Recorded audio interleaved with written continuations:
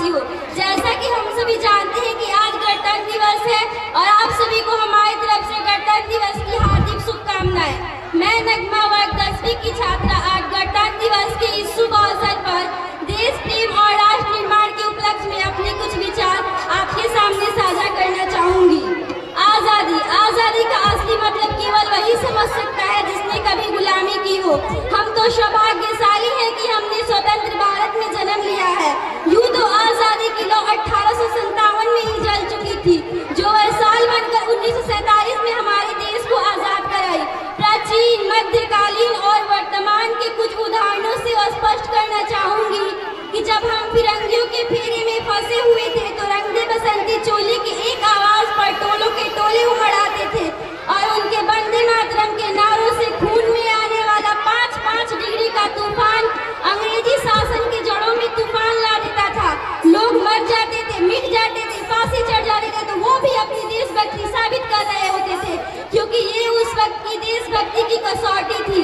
उसके बाद 62, 65 और 71 में अपनी सुहाग दगा देने वाली औरत जब घर के हालात ये हो जाया करते थे कि प्यार भी भरपूर गया, मांग का सिंदूर गया, नन्हे नौनिहालों की लंगोटियां चली गई, छोटी छोटी बेटियों की चोटियां ले गई, बाप की कमाई गई, भाई की पढ़ाई गई, एक ऐसा विस्फोट हुआ पता ही नहीं चला, पूरे जिस्म की कई बोटियां चली गई। और आपके लिए तो एक आदमी मरा है साहब, हमारे घर की तो रोटियां ही चली गई, हमारे घर की तो रोटियां ही चली गई वाले हालात पैदा हो जाने के बाद भी एक माँ अपने बेटे को सरहद पर दुश्मनों की धज्जियां उड़ाने के लिए भेज दिया करती थी और पत्र लिखाकर ये कहा करती थी कि पुत्र मेरे ना घबरा जाना, पुत्र मेरे ना घबरा जाना, 1 इंच भी पीछे ना हटना, चाहे इंच कट जाना, चाहे इंच कट जाना। इस तरह पूरा परिवार अपनी देशभक्ति साबित कर रहा होता था। तब देश बलिदान मांगता था, देश मर जाने को, मिट जाने को, फांसी चढ़ जाने को कहता था, परंतु आज देश बलिदान नहीं मांगता, देश मर जाने को, मिट जाने को या फांसी चढ़ जाने को नहीं कहता, बल्कि मेरे विचारों से अगर कोई व्यक्ति अपनी काम पूरी ईमानदारी, मेहनत और लगन से करे तो वही सच्ची देशभक्ति है। एक सैनिक बनकर जाना, सेना में ही जाना देशभक्ति नहीं होती। आजादी के पूर्व बात कुछ और थी और आज बात कुछ और है। तब झांसी की रानी लक्ष्मीबाई से लेकर शहीद आजम भगत सिंह तक, पंडित जवाहरलाल नेहरू से लेकर महात्मा गांधी तक सब देशभक्त कहे जाते थे, परंतु आज मैं देशभक्त कहूँ तो किसे कहूँ? अपने परिवार, देश और समाज के प्रति समर्पण का भाव है देशभक्ति। हर एक देशद्रोही के जीवन में आने वाला तूफान है देशभक्ति, ताकि हर एक देशद्रोही ये जान सके कि अगर तू परिंदा है तो ये आसमान तेरा है, अगर तू दरिंदा है तो ये शमशान तेरा है।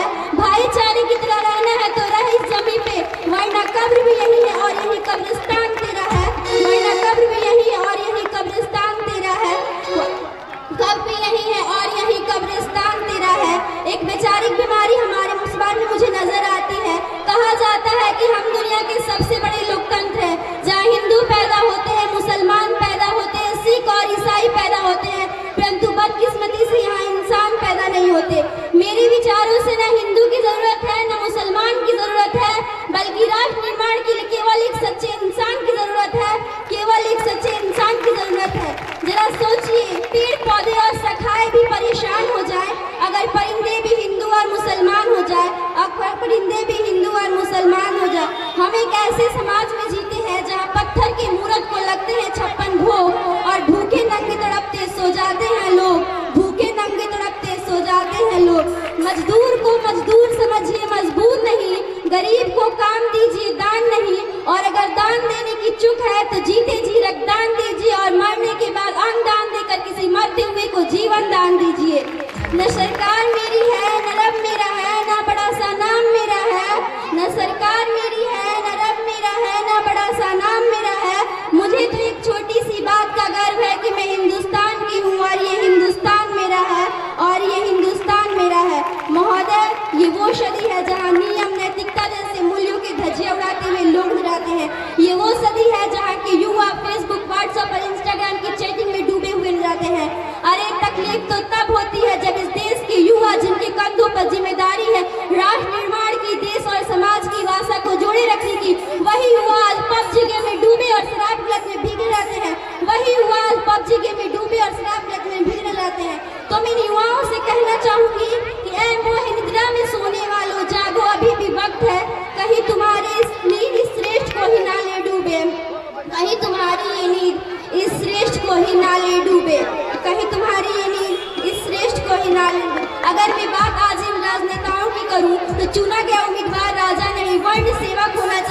जो अपनी जनता के लिए ईमानदारी से काम करे।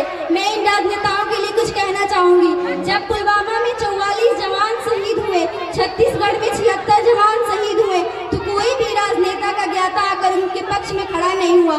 परंतु जब JNU विश्वविद्यालय में भारत तेरे टुकड़े होंगे अफजल हम शर्मिंदा है जैसे देशद्रोही नारे लगाए गए, तो सारे राजनेता का ज्ञाता आकर उनके पक्ष में खड़े हो गए। तभी तो क्या कहा था उस देशद्रोही ने कि तुम एक अफजल को मारोगे, हर घर से अफजल निकलेगा। तो मैं भारत की बेटी अपने सहपाठी की तरफ से आज ऐलान करती हूँ कि हर घर में घुस के मारेंगे, जिस घर से अफजल निकलेगा वो कोख न पलने देंगे, जिस कोख से अफजल निकलेगा। उठो देश के वीर जवानों, तुम सिंह बन के दहाड़ दो और एक तिरंगा झंडा उन देशद्रोहियों के सीने में गाड़ दो, और एक तिरंगा झंडा उन देशद्रोहियों के सीने में गाड़ दो। अगर कोई पूछे कि सच्ची देशभक्ति और सच्चा राष्ट्र प्रेम क्या है, तो मैं खुल के कहूंगी मैं नहीं मानती कि फेसबुक, व्हाट्सएप और इंस्टाग्राम की डीपी को 3 रंग में रंगना ही देशभक्ति है। मैं नहीं मानती कि राष्ट्रगान को 52 सेकंड में खत्म करना ही देशभक्ति है। अगर आप कहेंगे कि साल में 2 बार तिरंगा लेना देशभक्ति है, तो मैं पूछना चाहूंगी वो बच्चा जो ट्रैफिक की छांव में नंगे पांव में तिरंगा बेच रहा होता है, तो क्या आप उसे उसकी देशभक्ति कहेंगे? ये उसकी देशभक्ति नहीं, उसकी पेट की भूख की शक्ति है जो उसे ऐसा करने पर मजबूर करती है। क्योंकि वो ना मस्जिद को जानते हैं ना शिवालों को जानते हैं, वो ना मस्जिद को जानते हैं ना शिवालों को जानते हैं। जो पेट के भूखे होते हैं वो केवल भोजन के निवालों को जानते हैं, जो केवल भोजन के निवालों को जानते हैं। अगर मैं बात आज महिलाओं की करूं तो उन्हें आरक्षित नहीं बल्कि संरक्षित करने की जरूरत है। क्योंकि आज कन्या भ्रूण हत्या, दहेज प्रथा और बाल विवाह जैसी बातें बढ़ते बन जाते हैं कि न सरकार मेरी है, न रब मेरा है, न बड़ा सा नाम मेरा है। मुझे तो एक छोटी सी बात का गर्व है कि मैं हिंदुस्तान की हूँ और ये हिंदुस्तान मेरा है। मैं महिलाओं के लिए कुछ कहना चाहूँगी।